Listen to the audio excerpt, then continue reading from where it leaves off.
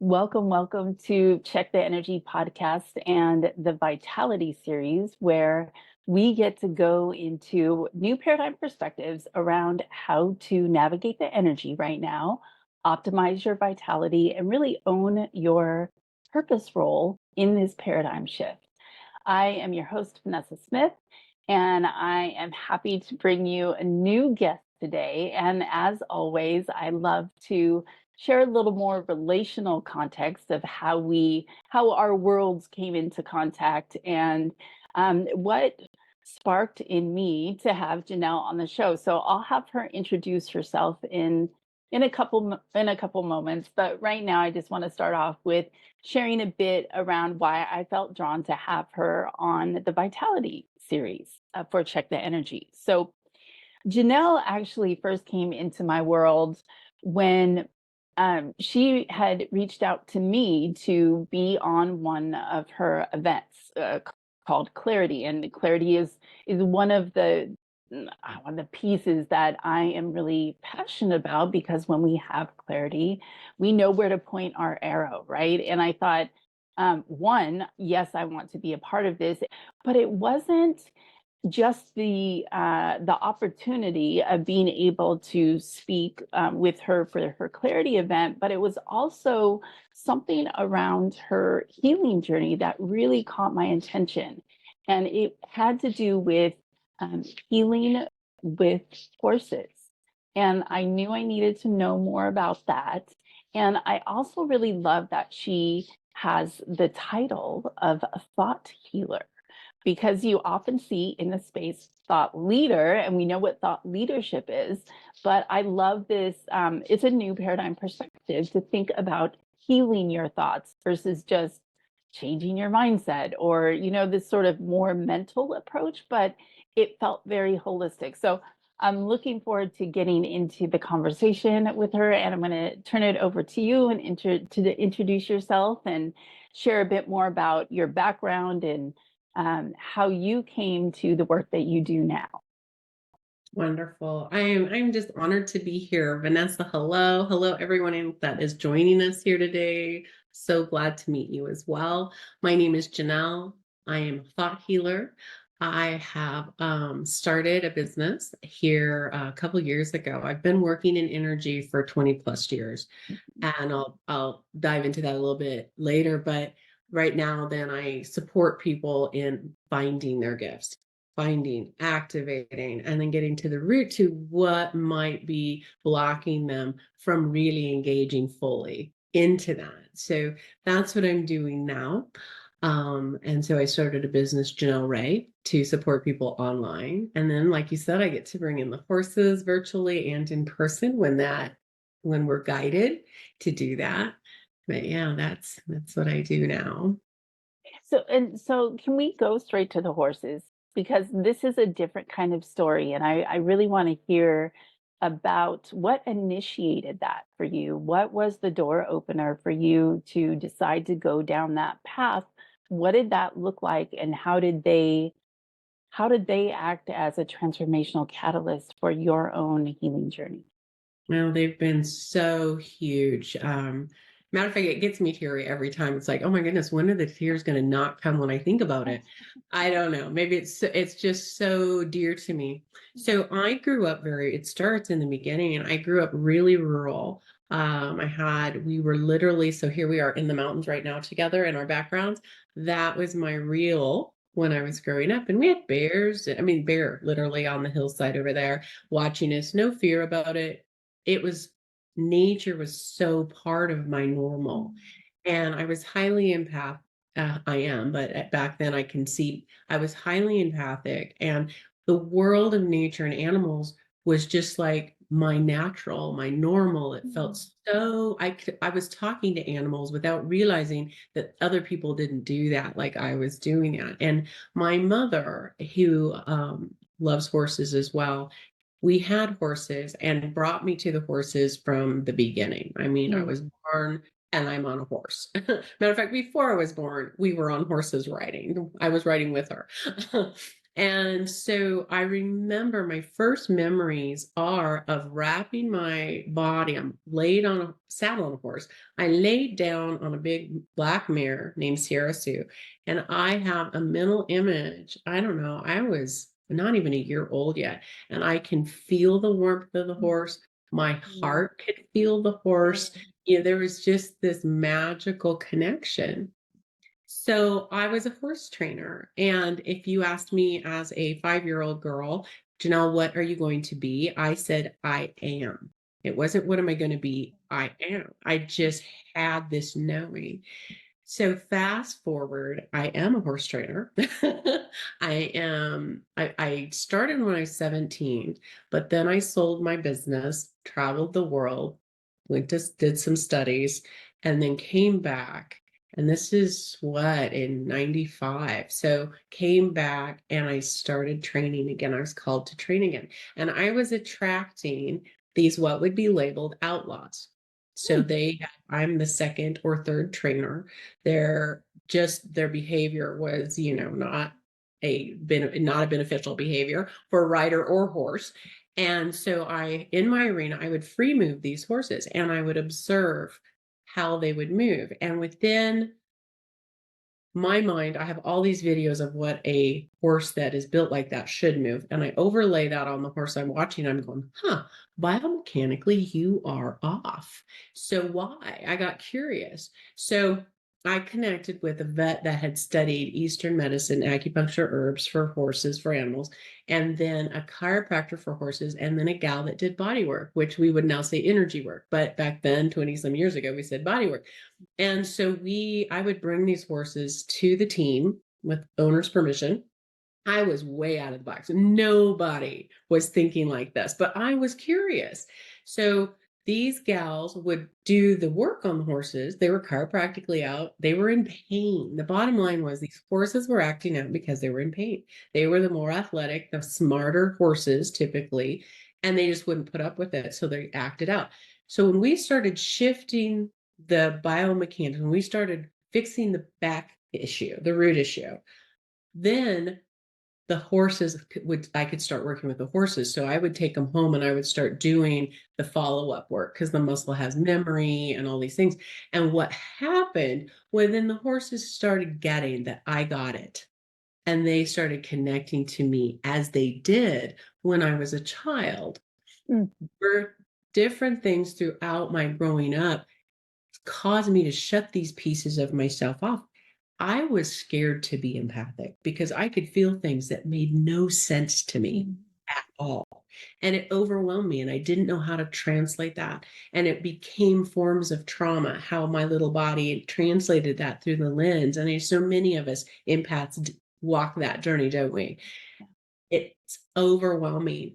But the horses, because of my connection, I think, with animals in general, they started using that pathway into my heart and saying, remember who you are. And Mm. for the first time in years, I started feeling that again. And in a safe space, because horses are my safe space, I could feel into that body and I could see. So they started removing the layers of pain in my heart space so I could connect down into that gifted piece of me. So I could see meridians and I could see all of these things. I'm like, oh my gosh, I could. And so as I took the horse back to my team, who are now my mentors, I'm like, okay, I just saw, felt, did. And they're like, oh, and they translated. So that began my learning journey about intuitive gifts.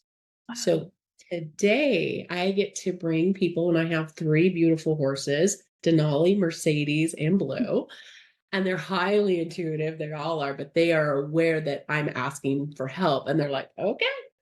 And I get to connect people or teams of people. We work in groups or one-on-one, depends how guidance guides us.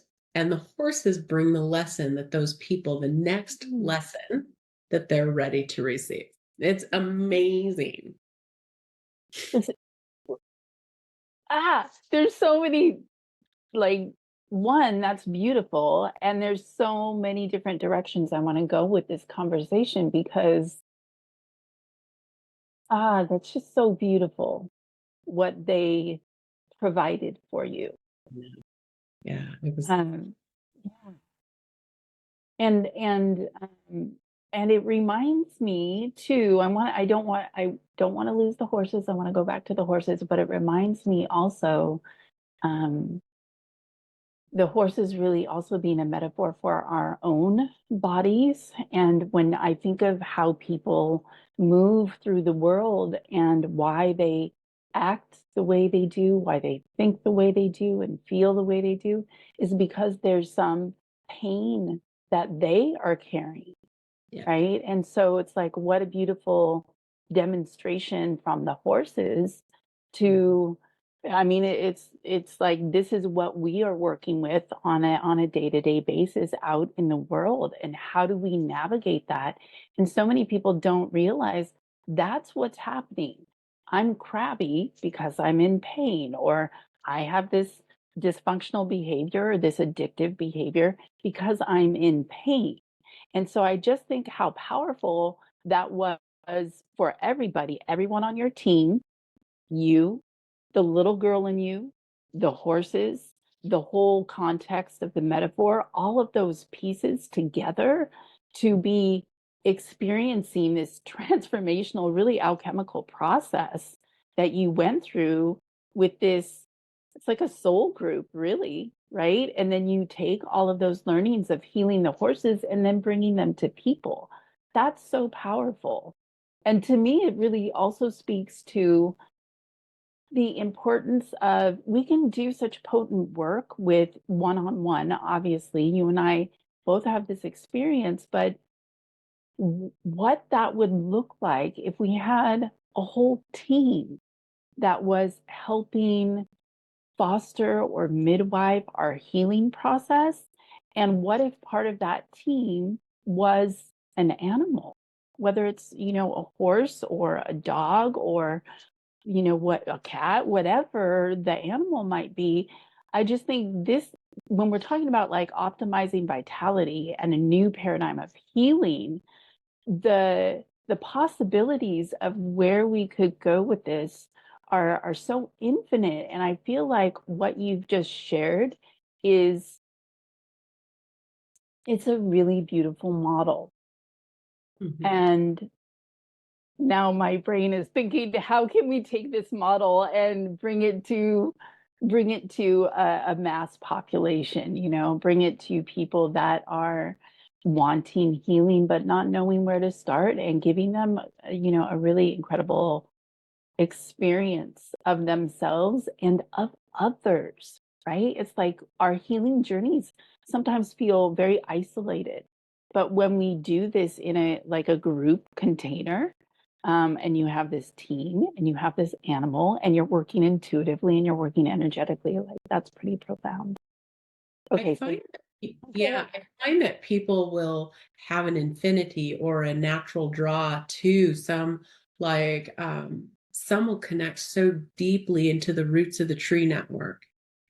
And, and that community of nature in that way is their my horse space, right? It's their community, not, and they can sit in that. And when they realize that, how quickly what had been blocked for different reasons. We all have our storyline. We all have our genetic storyline, right? That epigenetic factor that can play in this.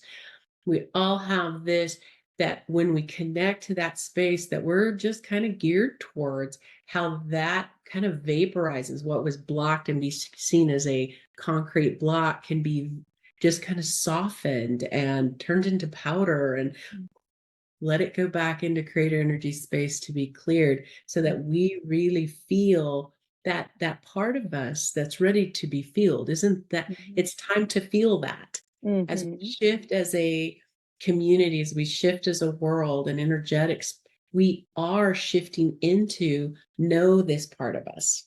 And Mhm. so understanding which community supports us, which pieces, it's human community, like you said, it's human community, it's nature, Mhm. and nature is here and is waiting. I feel like it's Mhm. just going, it is time. I've been Yeah. waiting for you. Yeah. Yeah. Yeah. And I feel that pull so Mhm. often to be in nature. And the moment that I'm there, it's so interesting because time stops when you're with nature. It's like you're really, it's such an interesting phenomenon that we're all, as a species, humanity is chasing this present moment. But it's like if you just remove yourself from artificial environments and artificial lights and artificial foods and actually put yourself in nature, that the body begins to naturally correct itself. The body begins to create its own natural rhythm again. The body slows down.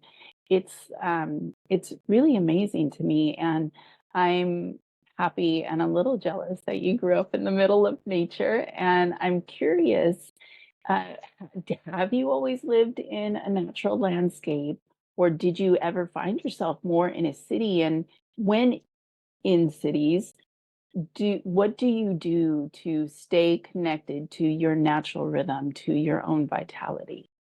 Yeah, good question.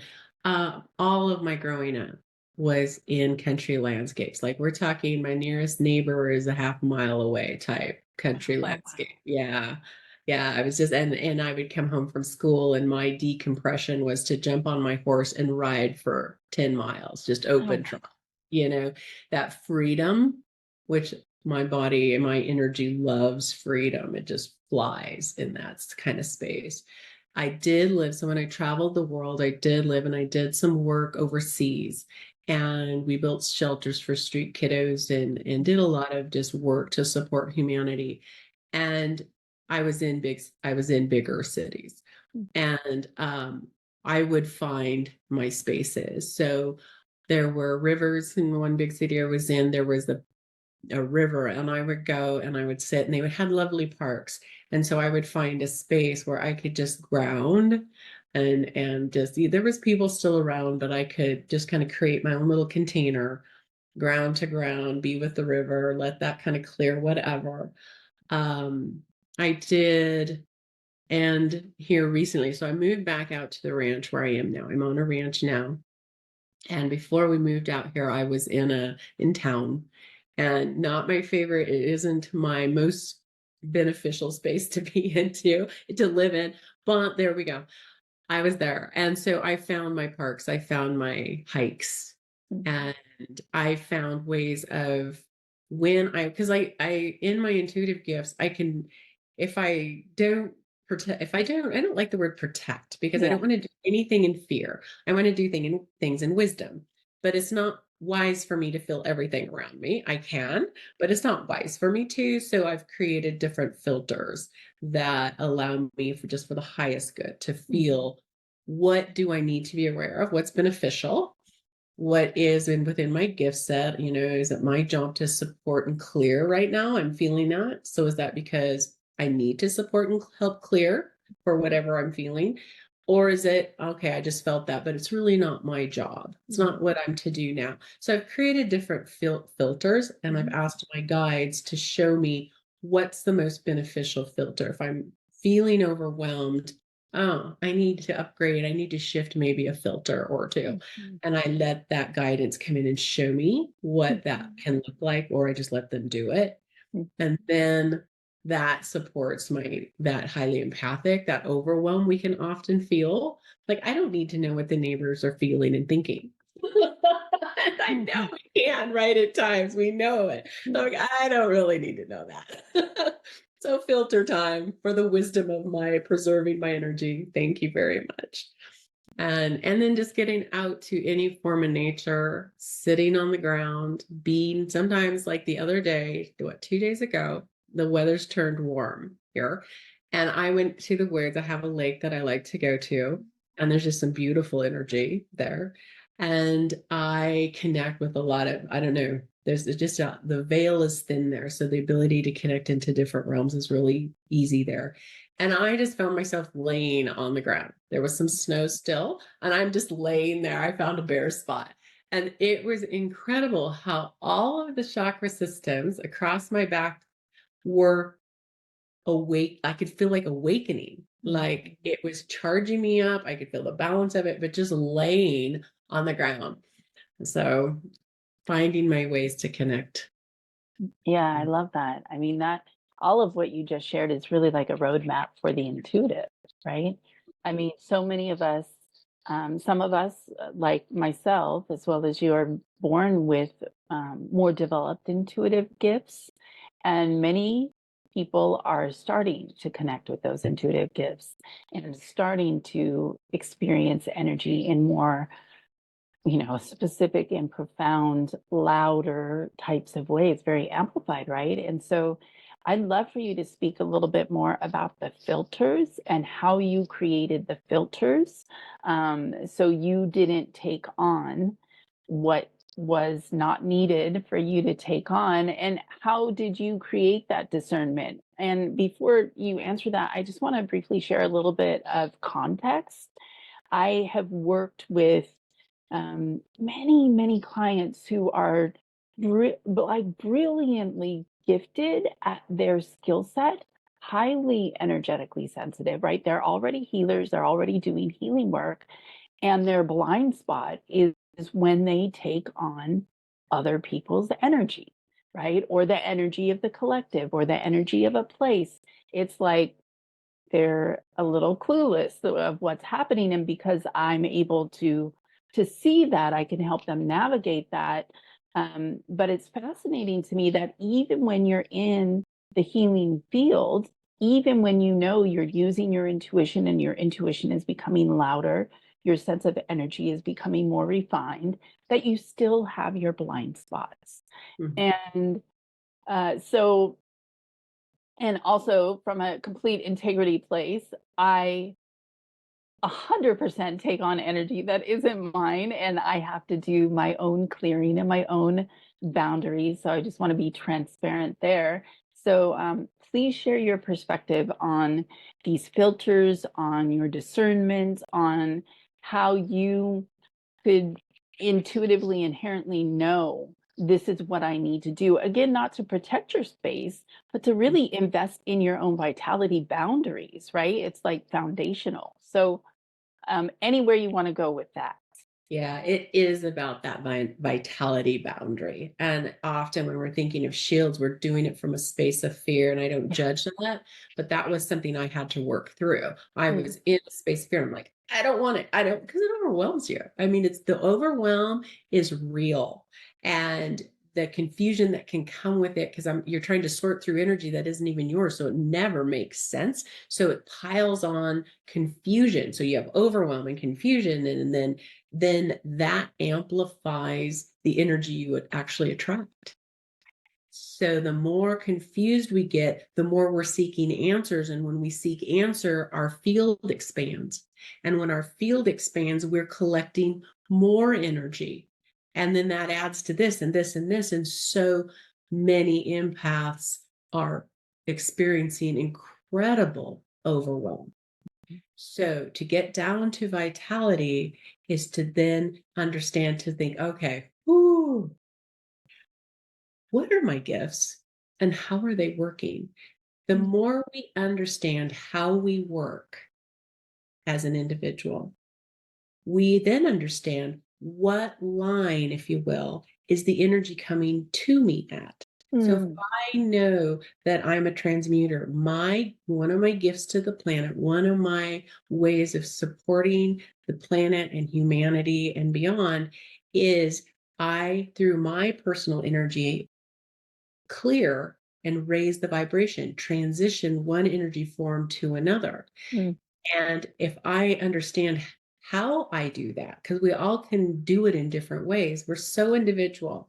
If I can understand how I do that, then I understand when it's coming in mhm, and I can go, oh, that's, and then I ask my questions. I think question asking is really important. Is that something I'm supposed to deal with right now mhm, or not? The other layer, so understanding our gifts, the other layer to this, or that's beneficial, is often if I'm attracting an energy, or if an energy is coming in, it's also showing me what's ready to upgrade in my person. So it's a gift.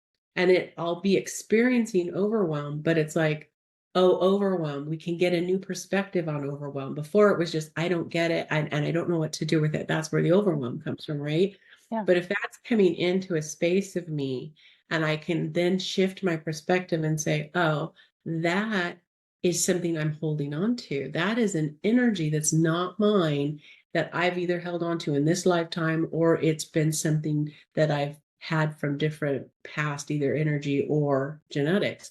And it's ready to be seen so that I can expand my gifts. I can expand my vitality in me. So we can take a new look at that, get clarity about it, and ask guides, okay, what does this need? How do we transition this energy? What do I need to understand? Or does it just get to go back into the generations? The different steps we can take into helping that shift from a denser energy to a love space energy. Mm-hmm. When I see that happen, whatever was coming in and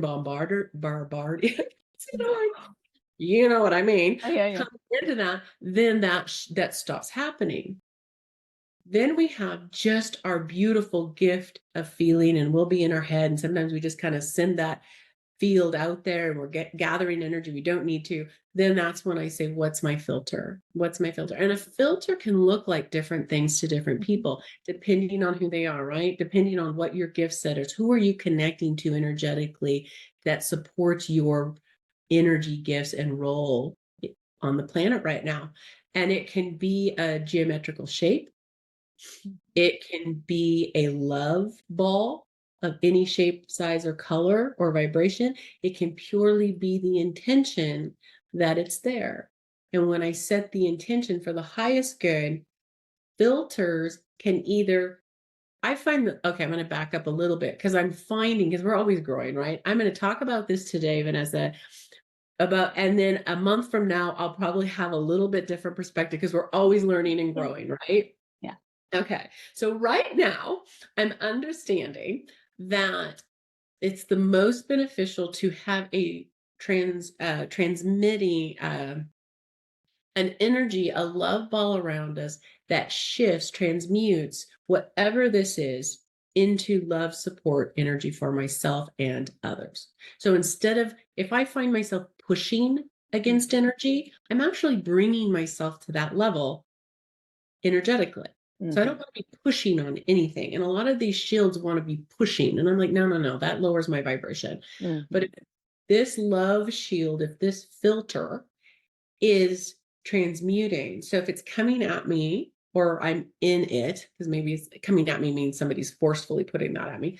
But if I'm in it and it naturally transmutes it or shifts it to a love and support energy, whether it goes back to its source in love, if it comes in, but it's now a love energy that helps support and raise my vibration, I'm liking that filter. That is a beautiful filter. But yeah. Yeah, no, that's really helpful. And I think the way that you spoke of it, it really gives a lot of permission to be um, creative and individualistic in how you experience a filter, right? Whatever that looks like for you. But I think the perspective or the framework also gives it a nice neutrality. It's like on the one hand, you're personalizing it because you get to be creative and do the filter as you wish under this love and support guideline and framework, which then creates this lovely neutrality. So you're not in resistance, you're not in reaction, you're not feeling like the energy is coming at you. You're participating in the dance of that energy in a much different way that is more empowering. And whenever you feel more empowered, you're going to feel more vital, right? Like across the board. And that I think as an archetype is one of the biggest ones for those of us that are deeply in tune with energy. The empaths or the intuitives and the healers, the sensitive ones that really feel energy in a nuanced way, is we get to learn how to step out of a victim archetype, that this energy is coming at me or I don't know how to shield or protect myself, and into the space of, wait a minute, I really can work with this as an alchemical ingredient and transform my experience and then also contribute at the same time, right? Right. It's like you're not just changing your own personal experience. And that's the cool thing about energy. You really are transforming um, the web and whoever you come across because of how you're choosing to respond to the energy. So I really love that articulation. Thank you for that. Mhm. Yeah. So let's see, what do I want to ask you? Um, my body wants to move when I want to ask you things. Maybe it has to do with movement. Um, let's see. Maybe movement will be in part of your answer. Well, oh, two questions. And don't mind me because I'm really passionate about this topic and I love to pop off all over the place as I'm thinking of these questions. Anyone watching this can tell that it's just an organic conversation for me, and I love exploring here. So roll with me as I come up with some more questions and paths to go down. So I'm going to throw out two potentials, and then you roll with whichever direction you want to go with. Okay. One of them has to do with what you just spoke of, knowing who we are, knowing what our gifts are, because it is a big umbrella, right? Like I'm an empath, I'm an intuitive, I'm a healer, I'm energy sensitive. That all of those identities fall under this one main umbrella. Yeah. But when we get into a more specific or nuanced approach of like, well, what is my specific gift? Who am I? What is the energy that I'm bringing to the game? So the question would be, um, how do you know? How do you figure that out? Do you have a particular methodology or process around that, or do you just have some thoughts? There's one direction for you. Another path that I'm curious about is what have been your challenges in in optimizing your vitality in the evolutionary process that we're always in? Where have you hit up against the discomfort that happens as a human being?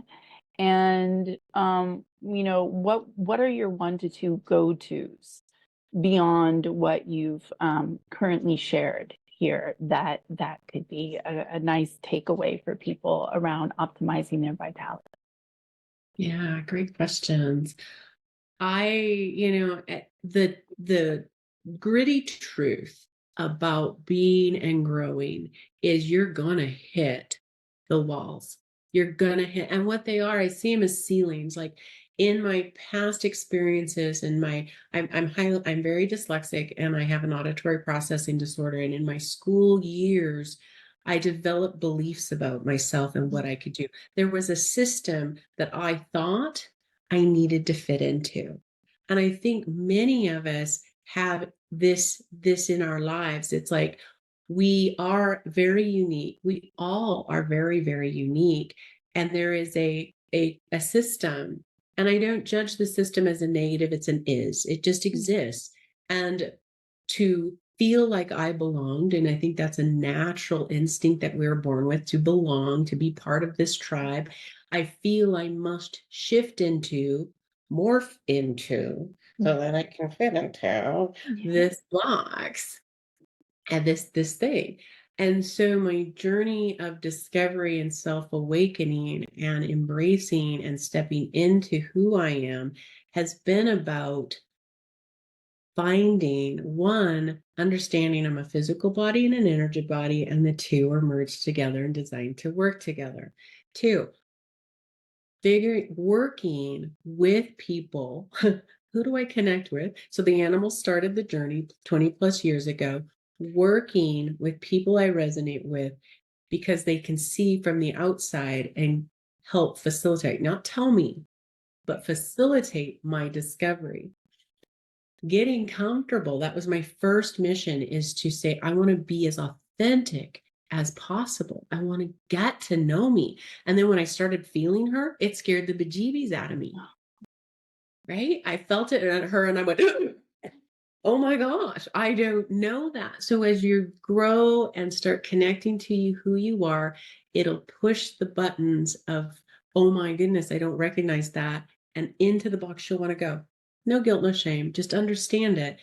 And as we grow, we'll start identifying what was that belief I grabbed a hold of, and what energy is behind it. Guilt, shame. Thought healing is about getting into the energy behind the thought without judgment and doing the healing around that, letting go, healing, loving, a lot of self-love. And there's processes, all individual, but processes that allow us to transmute that experience. Experiences have energy. Energy, what emotion did I feel in those experiences? That's what we're storing. Those storehouses create thought. Going through those and going, okay, I have thought that I could be only this. Oh, wait, no, that's not true anymore. Heal and grow, push to grow, thrive to grow, make those steps to grow. And what guidance does is brings in what you need. And as you grow, you're going to hit the next ceiling and you're there, think, oh, and you feel the pain of what you felt possibly like this, because your body's going to think that's what's going on. But my nugget to bring you is that it's not what's going on. You're now down here. You're now up here, not down here. So go through the steps again, follow the guidance, connect to people that support you where you're at, do the healing work, and then you'll reconnect to another part of you and you'll understand that person even more. And all that, we don't have one gift. We have many gifts and they work together as a wheel. As the spokes on a wheel work together to make a circle to move us forward, so do our gifts. And then we go through the next layer, and it's a growth process. So learning what works for you to work through the different pieces that are there to help show you who you are. So one, know you're going to hit ceilings, learn what's your style, and embrace what's your style of clearing those blocks. And then you're going to step into a new part of you and hit another ceiling as you grow. That's the pain of it. But getting a new perspective that this is the gift of it. First, I thought, oh, glory sakes, how many ceilings are there? Seriously. How much is in this body that really has to be cleared? I mean, really, how much can it hold? I mean, that was my feeling at times. Like, oh my gosh, it was overwhelming a little bit at times. But the perspective we get to grow into is, thank you for this, because without it, the pain shows me what's ready to go. And that's the gift in growing. The growth brings the pain, brings the growth again. And having that understanding that, thank you, universe, thank you, guidance, for loving this journey with me enough to bring this into my space so I can grow. That's vitality, right? It's the changes, the shifts, and the healing and the connecting to who we are. So we bring that, and the more we connect to who we are, we're then bringing that very thing the universe has in place. There's a place for all of us. It's connecting to who we are that allows us to shift naturally into that place. We also often think as purpose work is, I got to find it. No, just do the work and you'll shift into it. It presents itself. Yeah. All the time, actually, except we're not used to seeing it or perceiving it in the way perhaps it's being presented. But when we look back in retrospect, it really is always there. I have to, based on what you just shared, it's reminding me, I find myself reflecting on my own journey as I'm listening to you. And I realize that part of the medicine that I offer and I've also had to take myself through my own healing journey, is to let it be okay when it doesn't feel like a gift. Yes. And that getting to the space of being in gratitude and being thankful, um, for me, was a hard won journey. Mhm. Like I couldn't, that was very challenging for me to connect to in the process of it. In Mhm. the process, I mean, oh, I really tried to force myself into that container of like, when you're in the pits and you're like, just be grateful, be thankful, grateful. This gift is an opportunity. This is, to be alive. And, my the suffering part of ourselves is like, wait a minute, this sucks. This is really hard. And I don't want to connect with the meta picture right now. I want to be sassy at my trauma, or I want to be, have some kind of reaction to it. And I think at least what I found for myself is when I can be mindfully sassy or mindfully resistant, then everything seems to, and that's part of my medicine, is to be able to bring the wholeness, right? That's what has created integration for me, is to say, yeah, it's really, really hard sometimes. And you sometimes do just want to flip it off.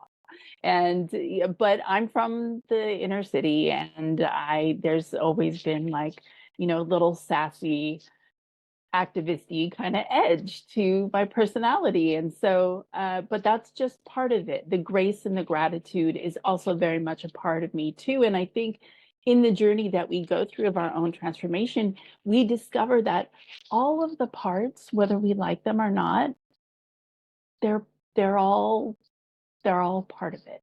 They're all part of the game. They're all acceptable. You're golden. You're good. And so that self-acceptance I find is so key in allowing us to move past the point of when we hit the wall or hit the ceiling. I don't know if you find this to be true for yourself. Maybe grace, the grace and the gratitude is what continues to open doors for you. But I'm finding for myself, it is that, and it's also the wanting to box a little bit with whatever the wound or the challenge is, and do that counseling dance that we do, because that's part of the human experience as well. And I I think have, being real is yeah, right. being real. I Yeah, think guidance does not get offended when we get pissed off. yeah, Like I have come to guidance and I said, what the hell is that about? Real. And I'm real. I mean, I'm mad. And there, and I think there's been in different circles that I've grown up in, you're not supposed to get mad. And I'm like, no, you can be mad. You can be sad, you can be mad, you can be anything that you're real at that time. I so agree with you. Yes, yes, well said. yeah, Mhm. yeah. I would love to just hear where people can find you, any last closing thoughts that you have on vitality, any offers that you have, any of that good stuff before we close out for today. Thank you, Vanessa. It's been great to be here with you. Thank you, audience, for joining us. It's been just a great discussion, very full of life and vitality. I'm working currently with individuals, so I like my small groups because community does help us shift. I think that's one of the things that many things, you think, what helped me? Oh my gosh, so many things, right? There's the pieces, but being able to step into community of others that are going through their journey, but similar. And so we can discuss that and grow together. And that synergy helps us grow and find our answers. So I'm offering the 6 weeks. So get into who you are as a healer, either expand if people are already healers and they want to just expand that. My gifts expand and activate, and then I bring the horses in. So being able to identify and find your gifts and who you are as an intuitive, whether you're a a mom at home and you want to heal yourself and help your family, or if you're wanting to do this as your business, 6-week program is where it starts. That's level 1. Level 2 is 3 months. Level 3 is 6 months together doing the journey work and just deep healing. I just want to really know I want to be able to get in balance and not experience the trauma of being an empath. This is the place to connect. I walk with people. A lot of my clients are highly empathic and have experienced the heavy part of it. It's very real, right? Very real. So being able to understand why is that heavy and help take the layers off and do that deep clearing and healing, and how do I navigate and be me and have the vitality of me in today's world. I'm also so passionate about the collective, that we aren't alone. We are working together. So being able to connect as a community and be able to raise the vibration, and those that are coming on, Vanessa, there's so many being activated right now. And it's like, and they're like, what do I do? It's just like, like fireworks, except everywhere. And it's like, feeling the wraparound of your energetic community to help going from here to like, it's all good. You're here on purpose. Let's connect together and let's just wrap around with love and help you figure out why that's happening. What are you here for? Let's help you. Let's support that. Yeah, absolutely. Yeah.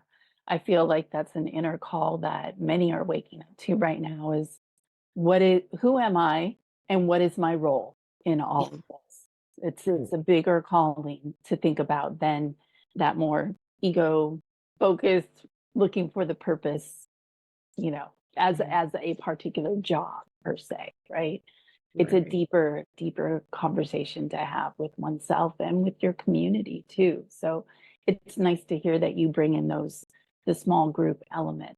So don't leave though without telling your website of where people can find you. I get so into the topic, right? So where do you find me? At janellray.com. You can check out my website there. And if you have a question, if you want to talk to me about what are your gifts, what's happening, how can you work with these or understand them, you can send me an email. So janell@janellray.com, email janellray.com, website. I look forward to connecting with you. Thank you so much for being here today, for bringing all of your stories and your gifts and your expertise. I really do appreciate that. And thank you to everyone who has tuned into this conversation. I love that we get to sit in this space together to expand our perspectives and our consciousness around what it means to be vital and a vital player in this paradigm shift. So sending out all sorts of good blessings your way, and we will be back soon with another guest on the Vitality series. Take care.